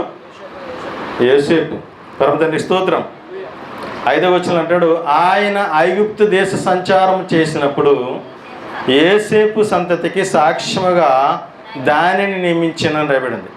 ఇక్కడ యోసేపు అని రాయబడింది, కానీ ఇంకా మీరు కాక కొంచెం బెస్ట్ వెర్షన్లోకి వెళ్తే యెహూసేపు అని రాయబడింది. అక్కడ చూడండి, మీకు హీబ్రూ బైబిల్లో మీరు చూస్తే యెహూసేపు. ఇక్కడ ఒక్కచోట మాత్రమే యోసేపు పేరు యెహూసేపు అని రాయబడింది. 81వ అధ్యాయం 5వ వచనంలో. ఎందుకు ఇక్కడ యోసేపు గారి పేరు గురించి ఈ విధంగా చెప్పబడింది? ఇంకో రెండో విషయం ఏంటంటే ఆయన యొక్క పేరుకి అబ్రహాము గారి పేరుకి లాగే అబ్రహాం గారి పేరులో హే తగిలించినట్టుగానే యోసేపు గారి పేరులో కూడా హే అనే అక్షరం యాడ్ అయింది. ఇక్కడ ఒక్క చోట మాత్రమే యాడ్ అయింది. ఎందుకు యాడ్ అయింది అనే దాని గురించి తాల్ముద్ గ్రంథం కానీ లేదంటే అదేవిధంగా మరి ఇక మరొక గ్రంథం చూసినప్పుడు ఆ గ్రంథంలో కూడా ఏం చెప్పబడిందంటే మొదటగా తాల్ముద్లో చెప్పబడింది, గాబ్రియేల్ గారు యోసేపు గారు ప్రిజన్లో ఉండగా, జైల్లో ఉండగా గాబ్రియేల్ గారు ఏం చేశారంటే యోసేపుని కలిశారటండి. కలిసి ఆయనకి ఏం చేశాడంటే 70 లాంగ్వేజెస్ని ఆయనకి నేర్పించాడంటండి. 70 భాషలను ఆయనకి నేర్పించి ఆయన యొక్క పేరులో యోసేపుకి హే అనే అక్షరాన్ని ఎక్స్ట్రాగా యాడ్ చేశారు అని రాయబడింది. అరిజాల్ గారు ఏం చెప్తున్నారంటే the angel is Metatron came to Yosef. Metatron is the prince of the 70 nations. ఇది మరి కొంచెం హై లెవెల్లో ఉంటుంది అన్నమాట. నిజానికి అరిజాల్ గారు మాట్లాడేది ఏమంటారంటే యోసేపు ఆ యొక్క చెరసాలలో ఉన్నప్పుడు మెటట్రాన్ గురించి మీకు ఆల్రెడీ ముందే చెప్పాను నేను. ఈ మెటట్రాన్ ఎవరైతే ఉన్నారో పరలోకపు ఒక మనిషి, తర్వాత పరలోకానికి వెళ్ళిపోయి ఆయనే ఎవరు హానోకు, మళ్ళీ పైకి వెళ్ళిపోయిన తర్వాత అతను మెటట్రాన్గా మారిపోయిన తర్వాత ఆయన దూతగా మారిపోయినట్టుగా మనం చూస్తాం. అవన్నీ అని మనకి ఆయన తర్వాత ఏమయ్యాడని అడిగితే 70 దేశాలకు రాజుగా ఉంటాడు అనమాట. అతను వచ్చి ఇతనికి ఏం చేశారంటే ఎక్స్ట్రా హే అనే అక్షరాన్ని అతనికి ఏర్పాటు చేయడం జరిగింది. అందుకనే యోసేపు కట్టండి హే అనే అక్షరము హషేం వారు ఎక్స్ట్రాగా యాడ్ చేయడం వలన ఏమి జరిగింది అంటే, యోసేపు పోతీఫర్ దగ్గర ఉన్నప్పుడు కానీ, పోతీఫర్ యొక్క భార్య దగ్గర ఉన్నప్పుడు కానీ ఎటువంటి పాపము చేయకుండా అతనిని కాపాడింది అంటారన్నమాట. ఎందుకు అంటే అక్కడ రాయబడిన మాటలు విచిత్రంగా ఉంటాయి. మొన్న రాత్రి మీతో మాట్లాడినప్పుడు నేను మాట్లాడాను ఆ మాటలు. యోసేపు యొక్క సెమన్ అంటే వీర్యం అంటండి వేలి చివర ఉన్నదటండి. అసలు నాకు అర్థం కాలేదు ఆ మాట. దాన్ని తర్జుమా చేసుకోవడం కూడా నాకు అర్థం కాలేదు. తర్జుమా చేద్దామన్నా కూడా తర్జుమా చేసే విధానం కూడా తెలియలేదు. మీకు అర్థమై ఉంటుంది నేను చెప్పిన మాట. ఈ సెమన్ అంటే ఈ యొక్క వీర్యము ఫింగర్స్ మధ్యన అలాగా అది డ్రాప్ అవడానికి రెడీగా ఉన్నదంట. తర్వాత రోజు నాకు ఆలోచిస్తుంటే ఆ మాట్లాడిన ఆయన ఏం చెప్పాడంటే, ఈ రోజున కూడా ఈ జనరేషన్స్ కూడా ఎవరు మనకి ఎక్కడ ఉన్నది అని అంటే ఇక్కడే ఉందంటండి. ఏంటి మనకు కూడా అక్కడ ఉందంట. ఎలాగో అంటే ఏదైనా ఒక సెక్స్ బొమ్మ చూడాలి అని అనుకుంటే అది ఎక్కడుందో తెలుసండి, ఇక్కడే ఉందంటండి. ఈ బటన్ ఇలా ఈ చెయ్యి ఈ సెల్లే కాదు దాని బాబు వస్తుంది కాబట్టి సెల్ ఇది తీసి అలా నొక్కితే చాలు ఏమైపోతున్నాయి, భయంకరమైనవి వచ్చేస్తున్నాయి అన్నమాట. కానీ అతనిని కాపాడింది ఏమిటి అనంటే హే కాపాడింది. ఆ హే అనే అక్షరాన్ని ఆయన మరి గాబ్రియేల్ గారు పంపించారు. గాబ్రియేల్ గారు వచ్చి మరి ఏం చేశారంటే ఆయనకి అవన్నీ నేర్పించారు. ఆ తర్వాత ఆయన ఏమయ్యాడు అని అడిగితే, మరి ఆయన విడుదల అయ్యినది కూడా ఎప్పుడు అని అడిగితే, ఎప్పుడు రోష్ హషానాలోనే ఆయన విడుదలయ్యారు అని చెప్పి అంటారన్నమాట. పరమ తండ్రి స్తోత్రం, హల్లెలూయా. ఇంకా చాలా ఉందండి. సరే సాయంకాలం ఎప్పుడన్నా మాట్లాడుకుందాం, లేదంటే రేపన్నా ఎప్పుడన్నా మాట్లాడుకుందాం ఇది. అయితే ఇంకా క్లియర్గా చూస్తే మరొకటి ఏమిటంటే, మనం పళ్ళు యాపిల్స్ తింటాం ఈ రోజున. ఎందుకు యాపిల్స్ తింటామని అంటే, ఇది ఏదైనా వనంలో చేసిన మరి ఆదామవ్వలు తిన్న పండుకు గుర్తు కాదు, కానీ స్పీడ్గా వెళ్ళిపోతుంది. దేనికి గుర్తుగా ఉన్నది అని అడిగితే ఏదేను వనం అంటండి యాపిల్ స్మెల్తో ఉంటుందంటండి. అంటే యాపిల్ స్మెల్ అంటే యాపిల్స్ మనం ఇంట్లో పెట్టుకున్నప్పుడు స్మెల్ వస్తాయి కదా, అలాగే ఏదేను వనంలో కూడా ఎలా ఉంటుంది అని అంటే, ఆ ఏదైనా వనంలో యాపిల్ స్మెల్ వస్తుందంట. అంటే ఏదైనా వనమే ఆ యొక్క స్మెల్తో ఉంచబడుతుంది. నిజానికి ఎందుకు అని అంటే ఆ యొక్క పాపం ఏమిటి, వారు చేసిన పాపం ఏంటి, వారు తిన్న పండు ఏంటి అనేది మిజరీగానే ఉండిపోయింది. ఒక రబ్బీ గారు అంటారు గ్రేప్ అంటారన్నమాట. ద్రాక్ష పళ్ళు తిన్నారు, ద్రాక్ష పళ్ళు తింటే ఏమవుతుందంటే, అప్పట్లో ఉన్న ద్రాక్ష పళ్ళకి ఇప్పుడు ఉన్న మొత్తు బాగా గట్టుకునేదేమో, అందుకనే మొత్తులో అయిపోయారు అని చెప్పేసి అంటారు అన్నమాట. మరి ఇంకొక రబ్బాయి గారు అంటారు మరి ఆ అంజూరు పళ్ళు తిన్నారు అంటున్నారు. అంజూరు పళ్ళు దేనికి సాదృశ్యం అంటే ఫెర్టిలిటీకి, అంటే సంతానోత్పత్తికి సాదృశ్యము అని చెప్తారు అన్నమాట. మూడవది ఏమిటంటారంటే గోధుమలు తిన్నారు అని చెప్పేసి అని మాట్లాడతారు అన్నమాట. సో అంటే ఈ యొక్క చూసినప్పుడు ఇలాగా 3 రకాల ఆలోచనలు ఉంటారన్నమాట. మూడింటిని కూడా కలిపితే ఏమొస్తుందంటే ఒరిజినల్గా దాఅత్ అంటే జ్ఞానం అనే విషయాన్ని మనం చూస్తామట. పరమదానికి స్తోత్రం, హల్లెలూయా హల్లెలూయా హల్లెలూయా హల్లెలూయా. అందుకనే ఆదాము అవ్వలు తయారు చేయబడినది ఏ రోజు అనేది దాని గురించి కూడా చూసినప్పుడు మనం ఇక్కడ చూడవలసింది ఏమిటి అని అంటే, దేనిని జ్ఞాపకం చేసుకోవాలి అని అడిగితే నిజానికి ఇది ఏమిటి అని అంటే, ఎందుకు రిమెంబరెన్స్. మనం మొదటి ప్రశ్న ఏంటంటే రిమెంబరెన్స్, దేన్ని జ్ఞాపకం చేసుకోవాలనే దాని గురించి చూస్తే క్రియేషన్ ఆఫ్ ది వరల్డ్ అంటే సృష్టిని జ్ఞాపకం చేసుకోవడానికి ఈ రోష్ హషానాన్ని మనం చేస్తామట. ఇంకొక దేనికోసం జ్ఞాపకం చేసుకోవడానికి మనం ఈ యొక్క రోష్ హషానాన్ని చేస్తామంటే, ఆదాము అవ్వను జ్ఞాపకార్థముగా మనం ఏం చేస్తామంటే ఈ దినాన్ని మనం ఈ యొక్క చేస్తామట. మరొక విషయం ఏమిటి అని అడిగితే, ఎందుకు హషేం గారు ఈ దినాన్ని మనం తీర్పు తీరుస్తున్నారు? ఎందుకు తీర్పు తీరుస్తున్నారు? తీర్పుల దినం ఇది, జాగ్రత్తగా ఉండండి, జాగ్రత్త జాగ్రత్త జాగ్రత్త అని ఎందుకు చెబుతున్నాము అంటే కారణం ఏంటంటే, మన తాత ఆదాం గారు మొదటి దినానే తిని పాపం చేసి శిక్షించబడి బయటికి త్రోసివేయబడ్డాడు. He was judged, they ate it, they were judged on the day, therefore the day is the judgement day, and for every generation it is the judgement day. అంటే ఇది ఎందుకు తీర్పుల దినము అని అంటే, మన తాతలు ఆ దినాన్ని తప్పు చేశారు, ఆ దినాన్ని వాళ్ళు ఏమైపోయారు, తీర్పు తీర్చబడ్డారు.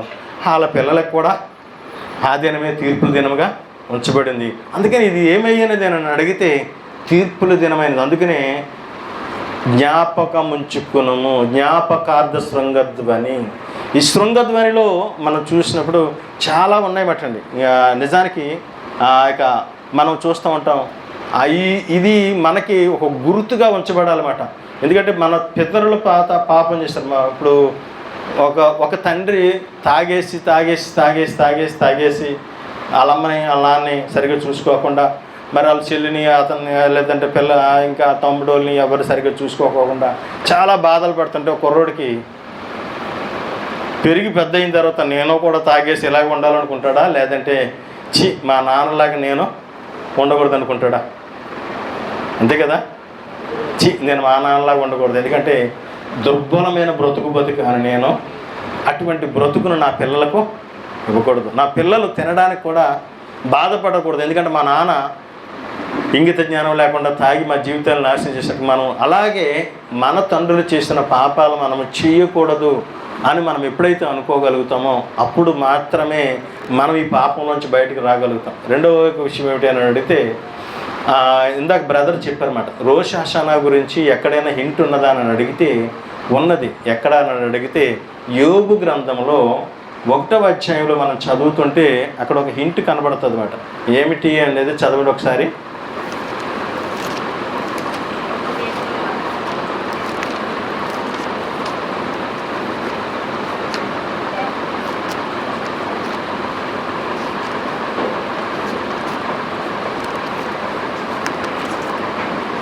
ఒకటో అధ్యాయం. సరే నేనే చెబుతాను. 6వ వచనం చూద్దాం.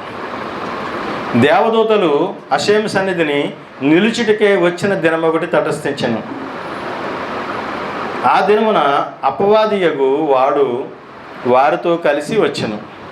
హషేము, నువ్వు ఎక్కడి నుండి వచ్చితివని వానిని అడగగా, అపవాది, భూమి మీద ఇటు అటు తిరుగులాడచ్చు, అందులో సంచరించచ్చు వచ్చేసినని హషేము వారికి ప్రత్యుత్తరం ఇచ్చింది. అందుకు హషేము అంటే ఇక్కడ 6, 7 వచనాలు మనం చదువుతున్నప్పుడు ఇక్కడ అర్థమయ్యేది ఏమిటి అంటే, చాలా జాగ్రత్తగా గమనిస్తే, దేవదూతలు అంటే దేవుని కుమారులు హషేము సన్నిధిని నిలుచుటకే వచ్చిన దినము ఒకటి తటస్థించెను. అంటే ఏమయ్యారంటే దేవుని కుమారులు అందరూ కూడా, ఈవెన్ అపవాది అనే ఆయన కూడా, వీళ్ళందరూ కూడా ఏమైందంటే ఆయన సన్నిధిని నిలబడవలసిన సమయము వచ్చినది. వాళ్ళందరూ ఆయన సన్నిధిని ఎదురుగుండా నిలబడి ఉండాల్సి వచ్చింది. ఆ ఉండవలసి వచ్చినప్పుడు వాళ్ళందరూ కూడా అక్కడికి వచ్చి కూర్చున్నారు. ఏ రోజున వస్తారు వాళ్ళందరూ కలిసి? తీర్పు దినాన బయలుదేరి వస్తారు. ఏ రోజు? ఆ రోజు రోష్ హషానా. ఏ రోజు? ఆ రోజు రోష్ హషానా. అంటే వీళ్ళందరూ కలిసి అక్కడికి వచ్చిందనమాట. అక్కడికి వచ్చిన అనుకోండి, అతని యొక్క కుమారుడు కుడి పక్కన ఉంటే ఎడమ పక్కన ఏమన్నారంటే ఈ ప్రాసిక్యూటర్, ఈ అపవాది ఏం చేశాడంటే అతను పక్కన కూర్చున్నట్టుగా మనం చూస్తున్నామట. అంటే క్లియర్గా చూస్తే చాలామందికి అర్థం కానిది ఏమిటి అని అడిగితే, మనసులోని భయంకరమైన మూఢనమ్మకాలు మనసులో ఉంచేసుకుని భక్తి చేస్తుంటారు చాలామంది అండి. నాకు ఫోన్లు చేస్తూ ఉంటారు, వాళ్ళ పేరు అది నాకు ఫోన్లు చేస్తూ ఉంటారు, బ్రదర్ అలాగా రాత్రి వచ్చేసింది నా దగ్గరికి అంటారు. కానీ బైబిల్ ఏం చెప్తుంది అని అడిగితే, ఏం చెప్తున్నది ఇక్కడ చూడండి. ఆ దినమున అపవాది అగువాడు వారితో కలిసి వచ్చింది. ఎక్కడికి వచ్చాడు? తీర్పులోనికి వచ్చాడు. అంటే అతను కూడా ఏమైనాడో తీర్పు పొందడానికే రెడీగా ఉన్నాడు. అతను కూడా ఏమైనాడో నుంచునే ఉన్నాడు. అతను కూడా ఏమై ఉన్నాడు, నుంచుని తీర్పు తీరుస్తుంటే ఆ తీర్పుకి నా మీద ఏమొస్తుందరా బాబా అని ఎదురుపడుతూ అతను కూడా భయపడుతూ ఉన్నాడు అన్నమాట. సాతాను అంటే సాతాను అశ్యం యొక్క కంట్రోల్లో ఉన్నాడా, అశ్యం కంట్రోల్ గేటు దాటేసి బయటికి వెళ్ళిపోయి వాగుతున్నాడా? ఇది అర్థం కావట్లేదు మన వాళ్ళకి అర్థం కాక సాతాను ఉన్న ఒక దెయ్యం కిందో, అదో భూతం కిందో, అదో సెకండ్ దేవుడి కిందో, ఆ దేవుడు ఒక్కొక్కసారి మన మీద పడితే మనం ఏమైపోతాం, మనం భయపడిపోయో అలా ఒక రూపాన్ని సృజించేసుకుంటారన్నమాట మనసులో అనమాట. కానీ ఇక్కడ చాలా స్పష్టంగా చెప్పబడింది ఏమిటంటే, జుడాయిజం స్పష్టంగా నమ్మేది ఏమిటంటే ఆడు సాతాను కూడా అంటారు. ఇవన్నీ కాదు, ఆడు కూడా ఏమై ఉన్నాడు అని అంటే, రోషాషానా రోజున వచ్చి నిలబడి చేతులు కట్టుకుని అయ్యా మీరేం చేస్తారయ్యా అని చెప్పి అతను కూడా భయపడుతూనే అతను కూడా is one of the Angel. ఆయన సృజించిన సృష్టిలో ఆయన ఒక పనిముట్టు. ఆ పనిముట్టు ఏం చేయాలి అనేది ఆయన చెప్తున్నాడు, ఈయన చేస్తున్నాడు. నేను వెళ్ళాలా వద్దా అనేది పర్మిషన్ ఎక్కడి నుంచి తీసుకున్నాడో ఆయన దగ్గర నుంచే తీసుకున్నాడు.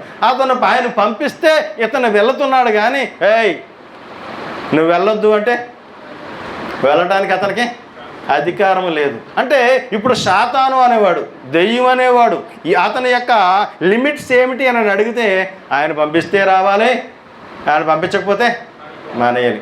అంటే ఏమిటి అంటే మొత్తం అంతా కూడా ఎవరి చేతిలో ఉన్నది అని అంటే, యెషయా గ్రంథం 45 అధ్యాయం 6-7 వచనాలు చదివితే, నన్ను తిట్టుకోకండి దయచేసి,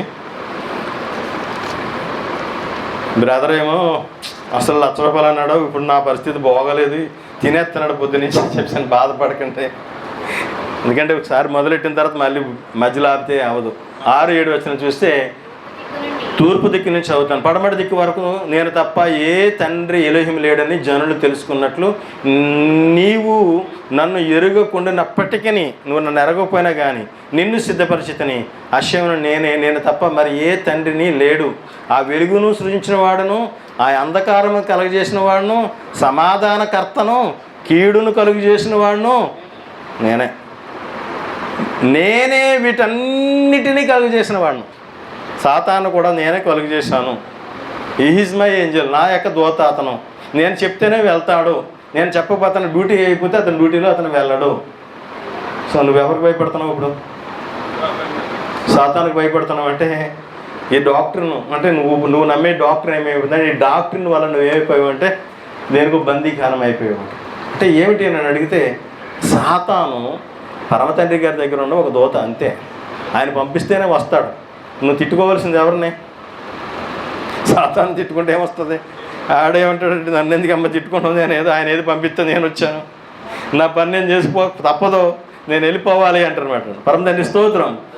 దానికి సంబంధించిన ఒక ఆయనకు కనబడతాడు మనకి ఇక్కడ.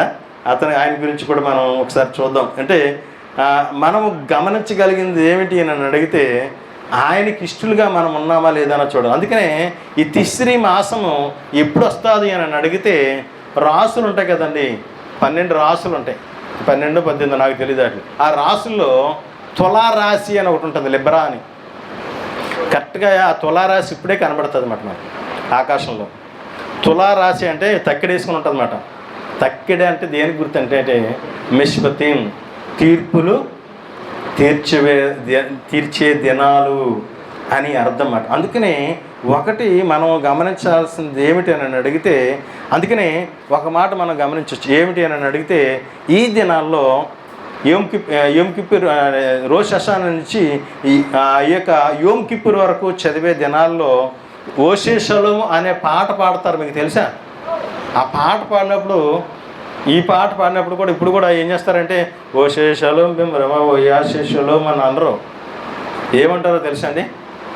మీరు మగ్జూర్లు ఓపెన్ చేసి చూస్తే అక్కడ ఏమి రాయబడి ఉంటుందంటే, హా అనే పదాన్ని ఎక్స్ట్రా యాడ్ చేస్తారన్నమాట.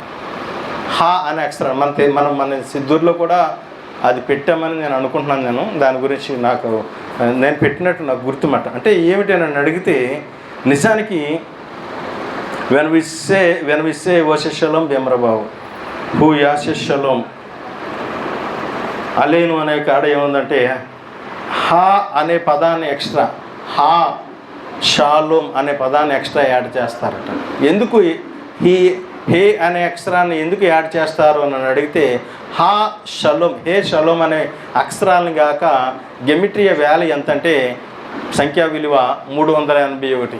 ఈ 381 ఎందుకు ఉంచబడింది అని అడిగితే 381 ఎందుకు ఉంచబడింది అని అడిగితే ఈ టైంలోని ఒక దూతగారు ఓ పని చేస్తూ ఉంటాడట.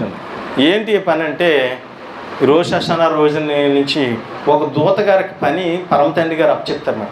అతని పేరు ఏం పేరు అంటే సఫ్రియేల్. అతని పేరేం పేరు? సఫ్రియేల్. గుర్తుంచుకోండి, మనకి ఆయనకి చాలా సంబంధాలు ఉంటాయి. ఈ వారం రోజులు కూడా ఆయనతో మనకు పని ఉంటుంది. ఈయన యొక్క గెమిట్రీ వాల్యూ కూడా 381 అన్నమాట. ఇతను ఏం చేస్తాడు అని అడిగితే మధుబాబు ఇవాళ ఎన్ని మంచి పనులు చేశాడు, ఎన్ని చెడ్డగారాలు చేశాడు, ఎన్ని దురాలోచనలు చేశాడు, ఎన్ని వెన్నుపోట్లు పడడానికి ప్రయత్నం చేశాడు, ఈయని నా మీద ఒక గ్రంథం రాస్తుందట. ఆ గ్రంథం రాసే దూత ఎవరు అని అడిగితే సఫ్రియేల్. నా మీద కాదు, మీ మీద కూడా రాస్తాడు అతను. అందుకనే ఏం చేస్తారంటే షాలోము అని పిలుస్తారన్నమాట.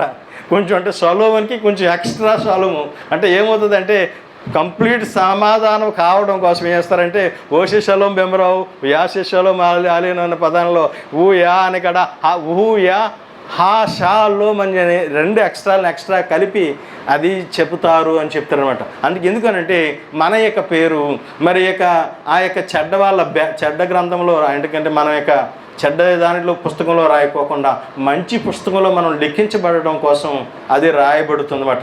పరమ తండ్రి స్తోత్రం. హల్లెలూయా హల్లెలూయా. అయిపోయింది, 5 నిమిషాలు అయిపోతుంది. అయితే రోష్ హషానా మరి అనే ఈ దినము నిజానికి మానవుని యొక్క మొట్టమొదటిసారిగా ఈ లోకానికి మరి మానవుడు వచ్చినప్పుడు నిజానికి ఏమిటంటే ఇది చాలా ప్రాముఖ్యమైనది. ఈ ప్రాముఖ్యమైన దాని గురించి మాట్లాడుతూ మరి యొక్క బాలక్ అనే యొక్క పర్షా భాగంలో బిలాము గారు ఒక ప్రవచనం చేస్తారన్నమాట. ఏమిటంటే మరి యొక్క యోధాలో నుంచి ఒక నక్షత్రం ఉదయిస్తుంది అని చెప్పబడింది అన్నమాట. నిజానికి ఈ యొక్క పోయిన యొక్క షబ్బాతులోని ఒక స్టారు ఒకటి దూసుకు వెళ్ళిందండి. మీరు ఎంతమంది తెలుసో తెలియదు కానీ పేపర్లో అయితే చాలా ఎక్కువగా వచ్చింది ఆ వార్త. ఎందుకంటే ఆ స్టారు కంటికి కనబడే విధంగా వచ్చి వెళ్ళింది అని చెప్పబడింది అన్నమాట. అయితే వచ్చే సంవత్సరం మరలా ఏం జరగబోతుందంటే మరి మరొకసారి అన్నమాట టికోరోనా బొరియాలిస్ అనే ఒక స్టార్, బొరియాలిస్ నోవా అనే ఒక నక్షత్రం కనబడబోతుందన్నమాట. ఈ నక్షత్రం సుమారుగా ఏమిటి అంటే 70 రోజులు కనబడబోతుందంట. ఎందుకంటే జోహారు 3:212 దీని గురించి మాట్లాడుతూ ఏం చెప్పబడిందంటే అది 70 రోజులు కనబడబోతుంది అని చెప్పిందట. ఈ టికోరోనా బొరియాలిస్ నోవా అనే యొక్క నక్షత్రము కూడా మళ్ళా ఇదే సంవత్సరం ఇదే యొక్క రోజుల్లో యెరూషలేముకు దగ్గరగా కనబడబోతుందట. అది కొన్ని వేల సంవత్సరాల క్రితం వచ్చింది, మరలా అది ఇప్పుడు రాబోతుందన్నమాట. విచిత్రమైన విషయం ఏమిటంటే 54 పర్షా భాగాలు ఉన్నాయండి మనకి. ఎన్ని భాగాలు? 54 పర్షా భాగాలు ఉన్నాయి. ప్రతి పర్షా భాగం మనతో మాట్లాడుతుంటుంది, అనేక రకాలైన కోణాలతో అది మాట్లాడుతుంటుంది. అన్ని కోణాలతో మాట్లాడుతున్న భాగాలు ఒక్కొక్క ఆలోచనలో ఒక్కొక్క విధానాన్ని మనకు తెలియజేస్తుంటుంది. అందులో 54 పర్షా భాగాల్లో మధ్య పర్షా భాగం ఒకటి ఉంది. ఎవరైనా చెప్తారా? 54 పర్షా భాగాల్లో మధ్య భాగం ఒకటి ఉంది.